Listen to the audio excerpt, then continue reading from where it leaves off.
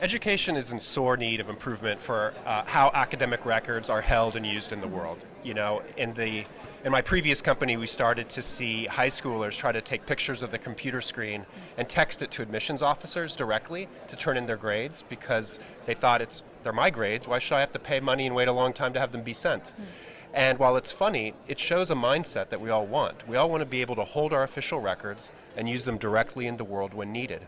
And blockchain is a technology that, together with mobile and the web, allows people to hold their own official records and use them directly in the world when needed. So the idea is to have everything from your resume to transcripts, even birth certificate, all on the blockchain and kind of a full stack here. I can understand from an efficiency standpoint why that's necessary. What's the security case for it? Well, there's security on all sides. For the institutions, let's say lots of people may pretend to go to MIT by posting an image on LinkedIn. Well, that's easy to fake. So institutions need to protect their brand with a credential that's less easy to fake. On the student side, they get a level of durability because these credentials aren't dependent on any vendor or any institution. The vendor could go away and their credentials will still work in the world. And verifiers get a level of security too.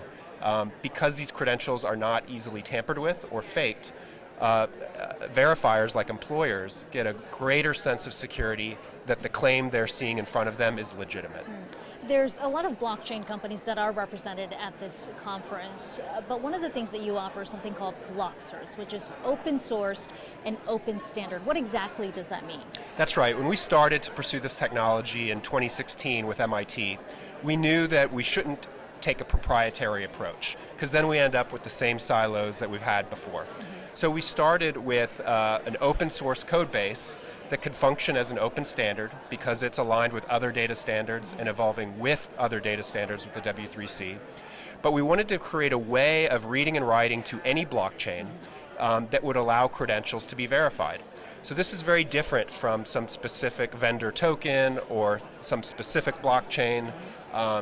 The point was to ensure interoperability and longevity of records through a standards-based approach to this new technology.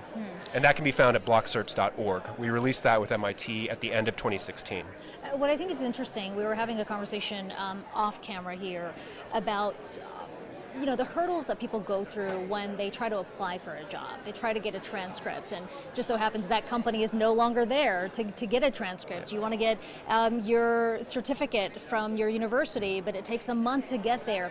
What does that mean in terms of efficiency from a job's perspective? Because a lot of times this happens right when somebody is looking to hand over their transcripts for a specific job. A month is a long time to wait. So can you talk a bit more about what this means from an efficiency standpoint? Sure. I mean, as the world becomes more global, more interconnected, speed matters more and more. And being able to, let's say, send your official records to another country where you're applying for a job or subsequent education, it becomes increasingly important to make that fluid and safe. UNESCO data sets said that international student flows were at 5 million students that were studying outside of their country of origin in recent years, and that's expected to grow to 7 million by 2020. So we need an infrastructure that can facilitate the rapid transmission and verification of credentials in a way that's safe for everyone involved. And where are you seeing the biggest growth opportunities outside of the US? Everywhere, particularly in smaller countries that are nation building and moving from a paper-based infrastructure to their first digital infrastructure. They want to skip the PDF hellscape that we've been living through and move to the most secure digital technologies possible. As in scanning and attaching everything to an email. Yeah, exactly, because PDFs are basically not much better than paper, right?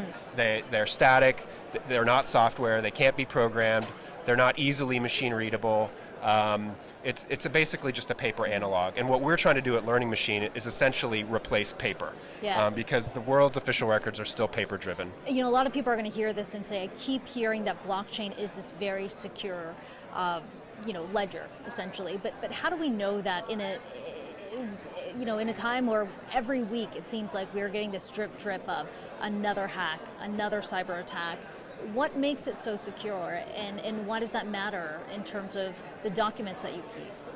Well, the heritage of blockchain was in Bitcoin out of a response to the financial crisis to provide a decentralized network, much like the internet, that is not controlled by any company or government.